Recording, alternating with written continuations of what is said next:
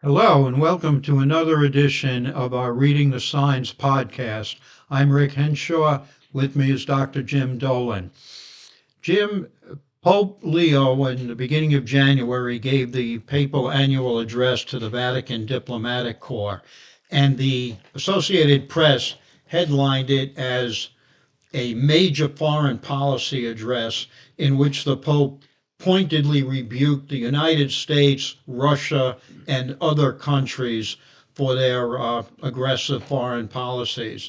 Now, you and I went beyond the Associated Press report, looked at some Catholic sites, and even those as disparate philosophically as the National Catholic Reporter, a rather liberal outlet, and the more conservative Catholic News Agency, while they reported the Pope's words on foreign policy and his concern about the use of force, it was clear reading their articles that it was a little more nuanced than what the Associated Press reported.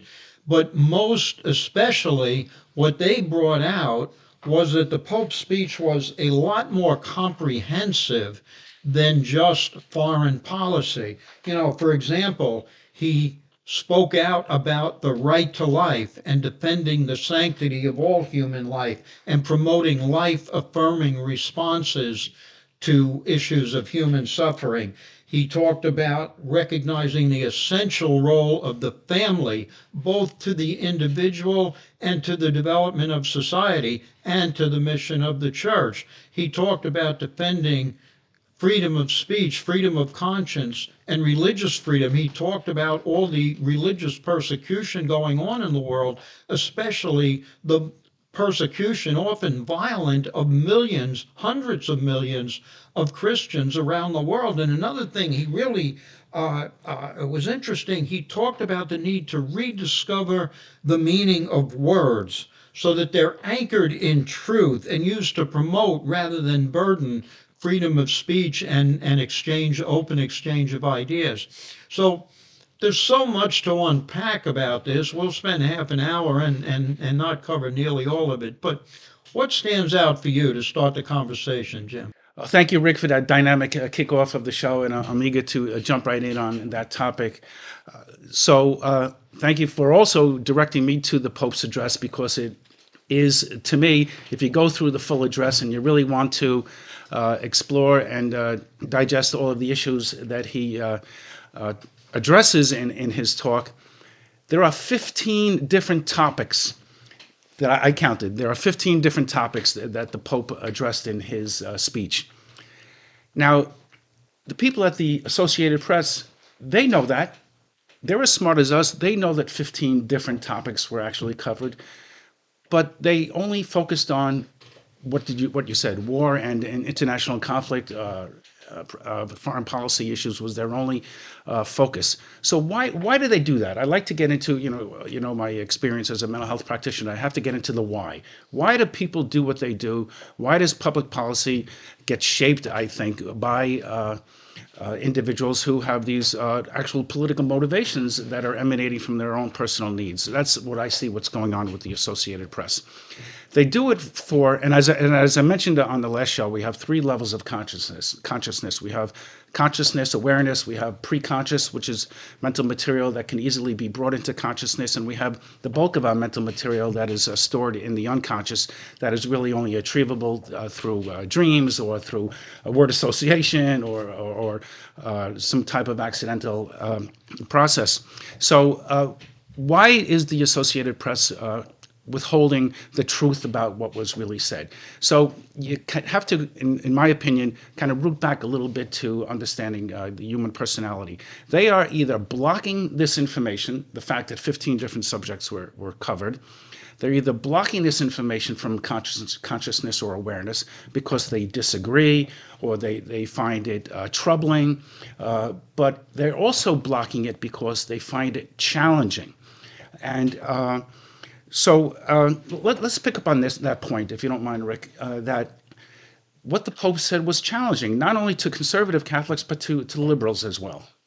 Yeah, absolutely, Jim. One of my own theories with the Associated Press, because going back over the years, having been involved in media, the Associated Press within the parameters of basic uh, uh, liberal outlook that the mainstream media has had for decades. But within that, they did, as a news service, they did seem to strive to be basically objective in their stories because a lot of different outlets would use them and were looking for that kind of basic objectivity.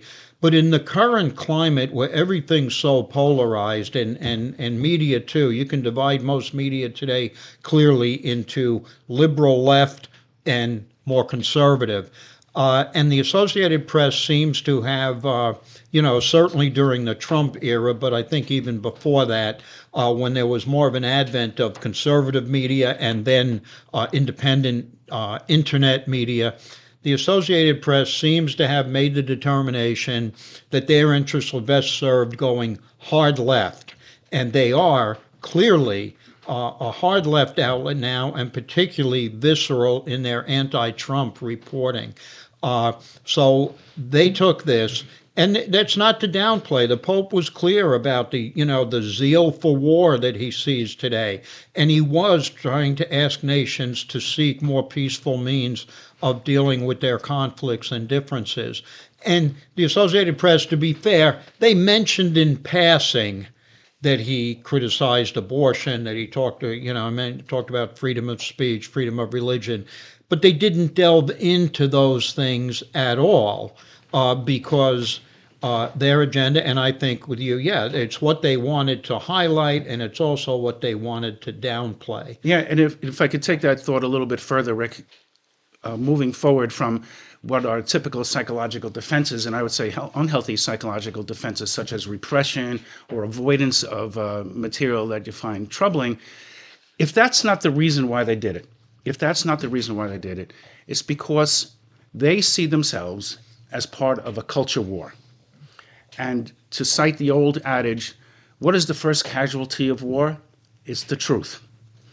And what that means is that they're comfortable with the manipulation of the truth. They're comfortable with the manipulation of words and messaging because it's all part of the war. What only matters to them is winning the war. So if it's okay with you, Rick, I'd like to kind of segue that into talking about how language has been manipulated, and the Pope spoke quite extensively about the importance of language, how important it is for us to be rooting our language in the truth. Yeah. I mean, this is he said. If I could read some of what he said, he linked. He talked about. He was talking about religious discrimination against Christians, and he brought out a more subtle form of religious discrimination that he said happens in places even with a majority Christian population in Europe and the United States, where he said Christians are sometimes restricted in their ability to proclaim the truths of the gospel for political or ideological reasons, especially when they defend the dignity of the weakest, the unborn, refugees and migrants, or promote the family. And he linked that religious persecution to words, as you brought up, losing their meaning, so that reality itself becomes debatable and ultimately incommunicable. And he said this weakening of language is often invoked in the name of freedom of expression itself. But on closer inspection, the opposite is true. Freedom of speech and expression is guaranteed precisely by the certainty of language and the fact that every term is anchored in the truth. In the West, he said, a new Orwellian-style language is developing, which in an attempt to be increasingly inclusive, ends up excluding those who do not conform to the ideologies that are fueling it. Now, anybody who's been accused of being anti-woman because they oppose abortion or using hate speech because they defend Christian traditional teaching on marriage or disparage, actually threatened with losing their job or having their children taken away from them because they speak out against some of the terminology with gender ideology, something that Pope Francis had called demonic. But they know exactly what the Pope is talking about here. When the meaning of language is twisted, it becomes accusatory and exclusive of people who speak out on issues that don't comport with what is, the term used to be politically correct. It's gone beyond that now. So let's use, or let's address some of the examples of this twisted, manipulated language. So truthful language, when we talk about abortion, the truth is that it's the killing of a human. What's the distortion? The distortion is that abortion is not killing, it's a choice. Let's talk about another one. The truth about assisted suicide, providing support. The truth. Support provided to kill the medically frail. Support provided to kill the medically frail is assisted suicide. The distortion is support to kill the medically frail is medical aid in dying. Mm-hmm. So let me give you a third example. The truth is a biological male should be referred to as a he. A biological female is a she. The distortion is that a biological male or a female is a they. Mm-hmm. So it all becomes ridiculous.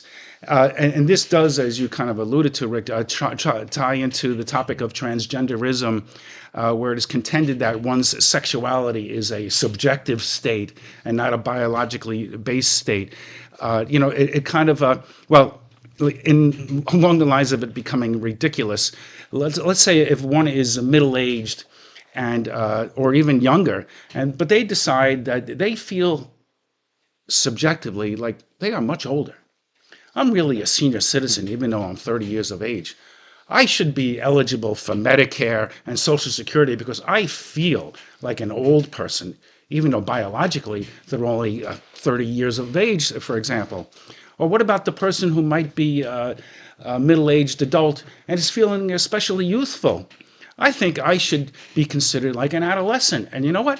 Since I'm really like an adolescent, in fact, I feel like a 12-year-old. I should be allowed to play Little League. I should be allowed to play on the Little League baseball. It all becomes ridiculous unless we are rooting our language and we're trying to live by the truth. And I have to say, just as a comical aside, it did remind me of a Seinfeld episode where Kramer was talking about how he was dominating the dojo. Mm-hmm. And I remember Elaine was so impressed that he was so into these martial arts. Let me go see what he's doing. And it turns out he was beating up little kids. Right. It all becomes kind of ridiculous. And unless we're trying to live our lives honestly and truthfully, life becomes chaotic. One more thing on that and the whole trans thing. I mean, there's one thing to be compassionate for people who are struggling with something, but I think we need to realize that, and you can probably speak to this, as a mental health expert.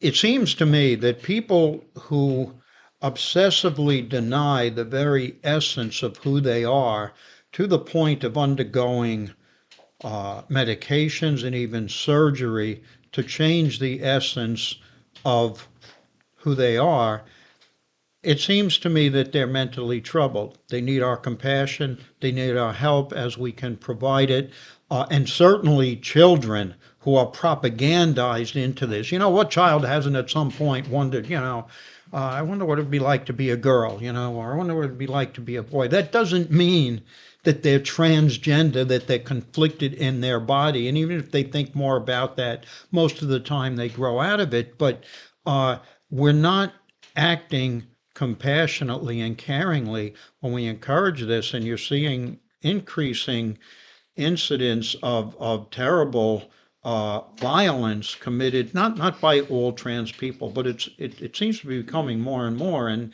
the young man who shot up that Catholic school, and when they read, some of his manifestos, he was angry at having diagnosed himself as trans and being, then encouraged in that.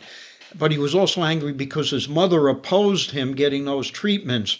And he was still angry with her, even though he acknowledged that she was right. He was troubled, but the trouble wasn't that he was the wrong sex. The trouble was something else manifesting itself in that symptom. I'm talking as a layperson, but it seems to me that that's something where we're not doing favors to people who are troubled, and it manifests itself in that. You're touching on a very powerful issue, Rick, and I do feel like we could probably devote an entire show to the challenges of human sexuality.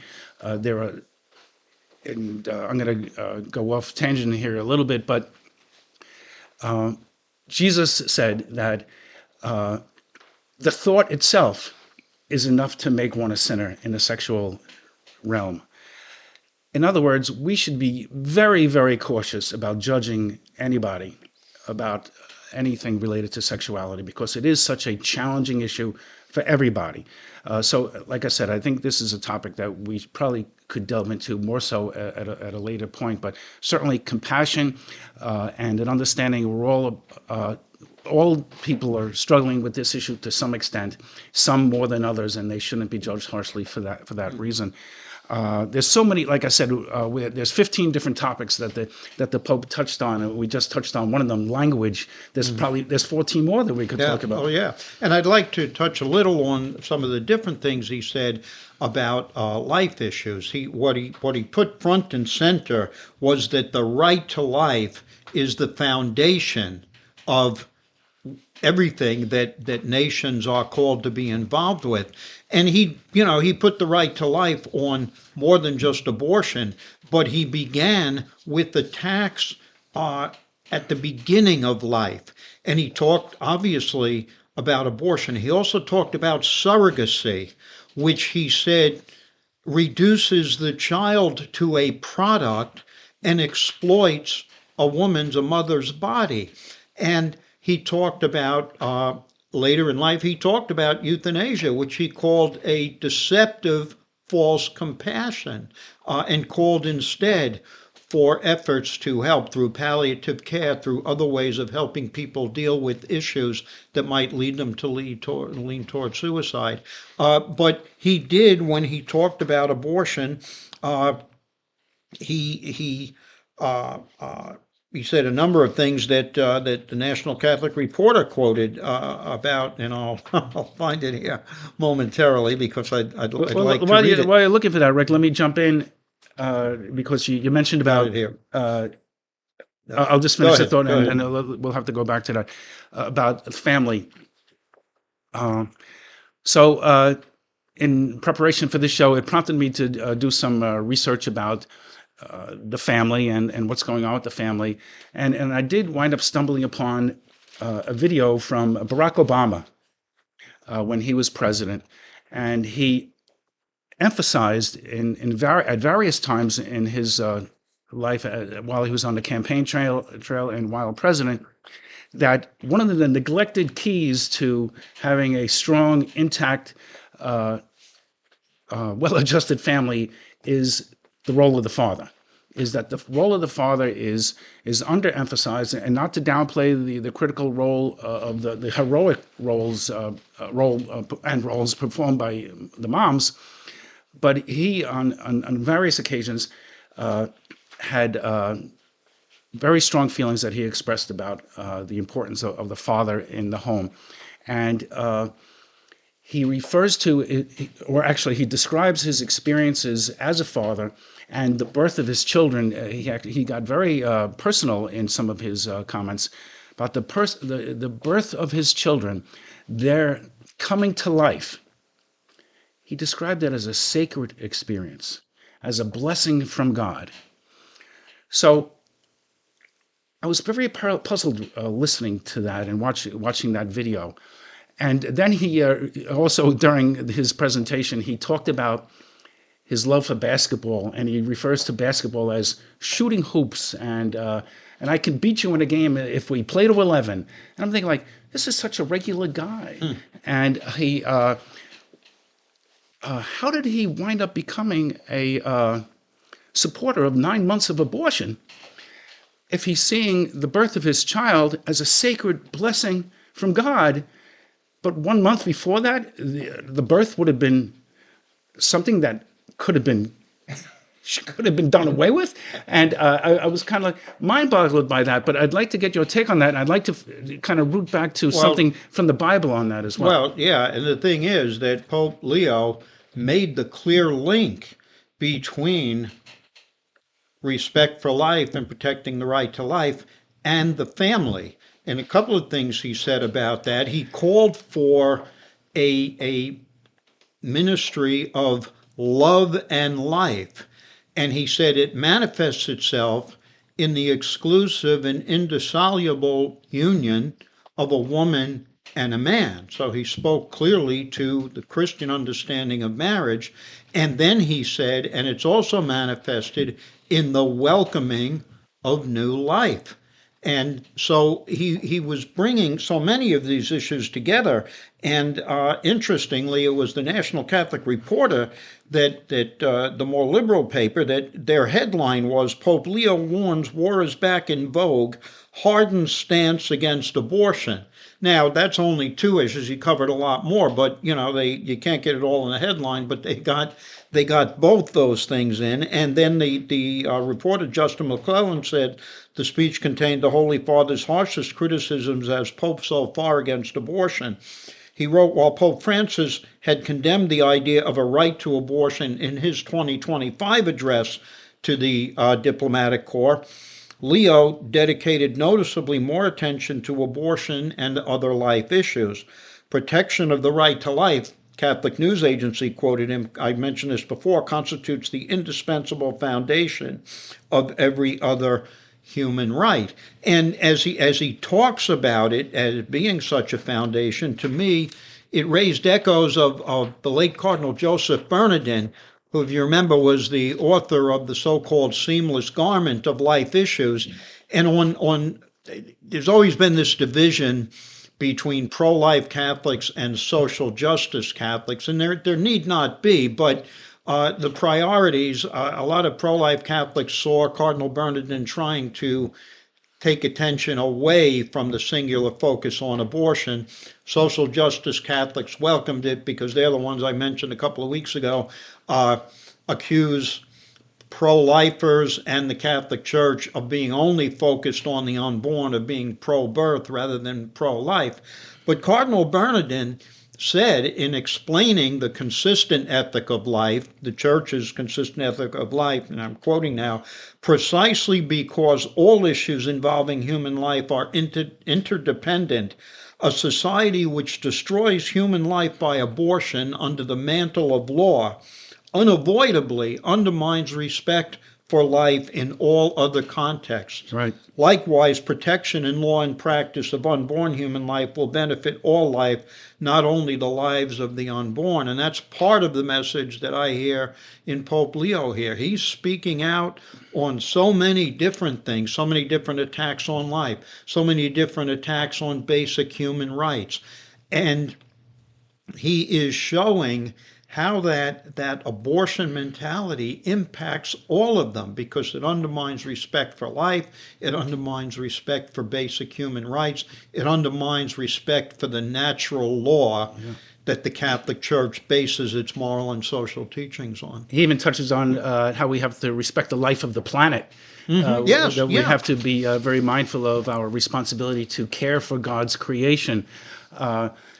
If you don't mind, I'd like to go back to the Barack Obama reference just for a second. And you know how I try to understand what's going on a public policy basis and root it back to how public policy is really just an outgrowth of what we're feeling personally. So why would Barack Obama be in support of 9 months of abortion when he's talking about his children as being sacred, and especially so the whole process of birth was so powerful for him in that regard? So it reminds me of when the Pharisees challenged Jesus about divorce. And the Pharisees said to Jesus, you must be in favor, to paraphrase them, you must be in favor of divorce because Moses was okay with it. And you know what Jesus did? He takes Moses off the hook. He excused Jesus by saying, oh, the reason he said that was because of your hardened hearts. In other words, Moses was affected by the political pressures of the time. He was trying to calm the crowds, and he gave into those political pressures and said something to make people feel like they were going to hear what they wanted to hear from him around divorce, because they wanted it to be considered something supportable and approved by someone of Moses' stature. Jesus comes on the scene and says, Moses made a mistake. Let's root back to Genesis. That marriage is the union, the sacred union of one man, one woman. They become one flesh, and that union cannot be separated. What God brought together, no human can separate. So what's happened to Barack Obama, what happened to Bill Clinton, and I think Joe Biden is a separate story unto itself. That's more of a discussion about of dementia than anything else, I think, when we talk about him, or at least, or a manifestation of dementia in different ways. But and I think how he was taken advantage of. But when we talk about like Barack Obama or Bill Clinton in that regard, I think that's what they were doing. And we even talked in a prior show about Jesse Jackson, that he was very pro-life at one point, and when he ran for president, he had to give in to the crowds. So how do we rise above those everyday pressures that pull us into humanity and fail to be as spiritual and as faithful in our lives as we need to be? That's a real challenge. Yeah, well, I think with politicians, you're probably a bit more Christian and charitable than I am. In some cases, I think you're right. But I think in a lot of cases, certainly Bill Clinton, if you look at some of the other behaviors in his life, it seems like when he was governor of Arkansas and he took a moderately pro-life stand, he was against government funding of abortion. I think it seemed like that was calculated according to the political jurisdiction he was running in. And when he ran for national office in the Democratic Party, he was pro-abortion. But he did say that abortion should be rare. Yeah, well, but I think that was all politicized too. It should be safe, legal, and rare. And it was none of those things, during his presidency. It had happened really before him with Roe v. Wade. But a lot of what the politicians say is calculated. Well, what's the audience I'm talking to? How can I mollify those who disagree with me and maximize the support of those who agree with me? And in some cases, let me take a position totally opposite, depending on what I'm running for. But it's still well to consider what you said, and to give Barack Obama maybe the benefit of the doubt, because he certainly seems like somebody who was, a dedicated family man, and some politicians do really wrestle with the issue. Daniel Patrick Moynihan, seemed really struggling. He was apparently a strong Catholic and struggled with the issue. I was at a talk one time where he told us that he personally found abortion to be abhorrent. And he took questions afterwards, and I managed to get my hand up and ask him why he found it to be abhorrent. And he was obviously very uncomfortable answering. He said, well, because I think at a certain point it gets to be, and then he trailed off. He didn't finish because he knew where I was going. You find it abhorrent because it's a human life. Why else would you? So why would you support it? But he struggled with it, and that's why later in his career, when partial birth abortion became an issue, he condemned it as infanticide. There's something he felt he could take a pro-life stand on that, and I guess still be safe politically. But it was difficult for him. Jim, I think we're at the end here just about, so let me ask you, who's your pick for the Super Bowl? Well, that's a tough one, Rick, because the New England Patriots, I keep thinking that they're going to lose. I'm so surprised that their very new quarterback is doing so well, and again, week after week, I think they're going to be knocked off, but they keep pulling off the wins. I do rationally believe that Seattle probably has the stronger team, but I definitely wouldn't rule out New England. Okay, well, we disagree on that one. We could have a good debate. I'm with Seattle, Sam Darnold, the ex-Jet quarterback, who's finally got good coaching and a good team, and his talents are coming out, and I think they'll show through in the Super Bowl. That's all the time we have for this week.